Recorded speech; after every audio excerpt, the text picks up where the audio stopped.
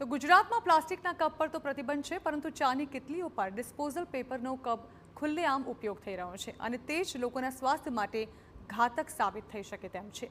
Megacity સુરતમાં શું સ્થિતિ છે તે જાણવા અમે ચાની કિટલીઓ પર પહોંચ્યા, જ્યાં લોકો ડિસ્પોઝેબલ પેપર કપમાં જ ચાની ચિસ્કીઓ લગાવતા નજરે પડ્યા। ન માત્ર પ્લાસ્ટિક કપ, પરંતુ પેપર કપમાં ચા પીવાથી પણ કેન્સરનું જોખમ રહે છે।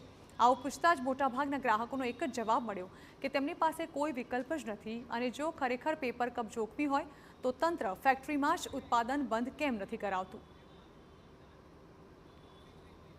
લોકો જે ચા પીવાવાળા છે એ તો ચા પીવાના છે, એટલે આખા શહેરમાં રાજ્યમાં તમામ જગ્યાએ અગર જો આ હાનિકારક જ છે તો હું માનું છું કે ગુજરાત રાજ્ય સરકારે આના પર પ્રતિબંધ મૂકવો જોઈએ। જ્યાં પણ મેન્યુફેક્ચરિંગ આવા કપ થઈ રહ્યા છે, જો એ જ બજારમાં નહીં આવે तो मानूँ छूँ कि चानी टपरी सुधी आवा ग्लास नहीं आवे। यदि डिस्पोजल पे लगाम लगा दिया जाए डायरेक्ट फैक्ट्री पे, ताकि वो डिस्ट्रीब्यूट भी ना हो सके। यदि डिस्ट्रीब्यूट नहीं होगा तो लोगों को मिलेगा नहीं, तो लोगों को स्वाभाविक रूप से बट्टे में चाहे शीशे के ग्लास में मिलेगा, तो किसी के स्वास्थ्य पे हानिकारक नहीं। आज सबसे बड़ी मजबूरी है कि लोगों को जहाँ जाएंगे ये डिस्पोजल मिलने वाला है। 100% अंदर प्लास्टिक ज होय छे, कागळ होतो नथी। कागळ होय तो हाथमां एकदम पेલું થઈ જાય છે। આની અંદર 100% પ્લાસ્ટિક જ હોય છે અને એકદમ ગરમ ગરમ ચા અંદર ભરે છે, એને કારણે પ્લાસ્ટિક ઓગળવાનું છે 100%, એ તો બધાને ખ્યાલ આવે।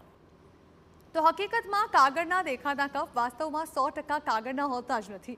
ગરમ પ્રવાહી બહાર ન નીકળી જાય તે માટે કપની અંદરની બાજુએ પોલિથીન નામના પ્લાસ્ટિકનું એક પાતળું પડ ચડાવવામાં આવે છે।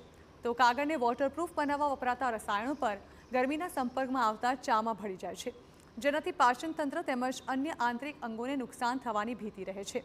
જ્યારે કે પ્લાસ્ટિકના કપમાં તો બિસ્ફેનોલ એ એટલે કે બીપીએ જેવા ખતરનાક રસાયણો પણ હોય છે। ચામાં ભળી બીપીએ શરીરમાં પ્રવેશે તો વ્યક્તિનું હોર્મોનલ સંતુલન બગડી શકે છે, સ્થૂળતા અને ડાયાબિટીસનું જોખમ પણ વધે છે અને એટલે જ નિષ્ણાતો ડિસ્પોઝેબલ કપને બદલે કાચના કપને શ્રેષ્ઠ ગણાવી રહ્યા છે। આપણે ચાની લારીઓ અને હોટેલ રેસ્ટોરન્ટ જેની અંદર હોય છે એમાં અમારી ડ્રાઈવ ચાલે છે કે સિંગલ યુઝ પ્લાસ્ટિકને આપણે ઓછામાં ઓછો ઉપયોગ કરીએ અને જરૂર હોય ત્યાં એનો ઉપયોગ ટાળીએ।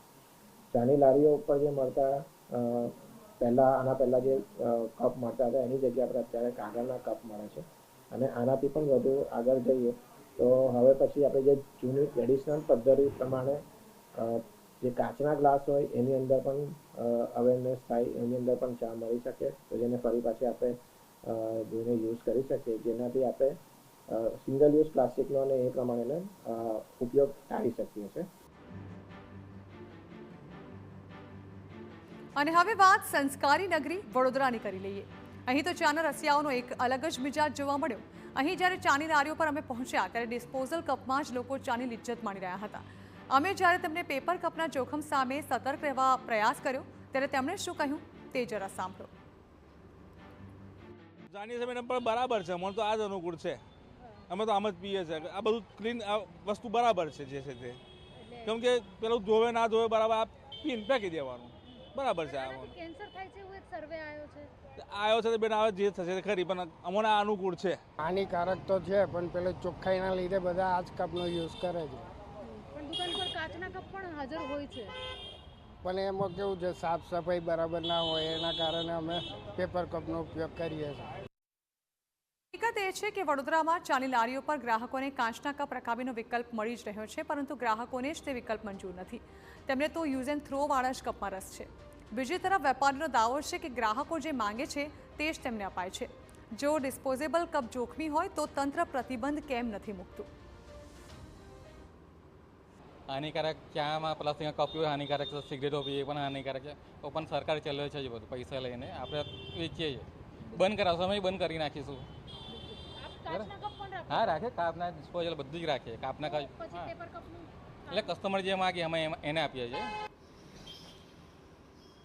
શહેરો બદલાતા રહે છે, પરંતુ તસવીર એક જ સામે આવે છે।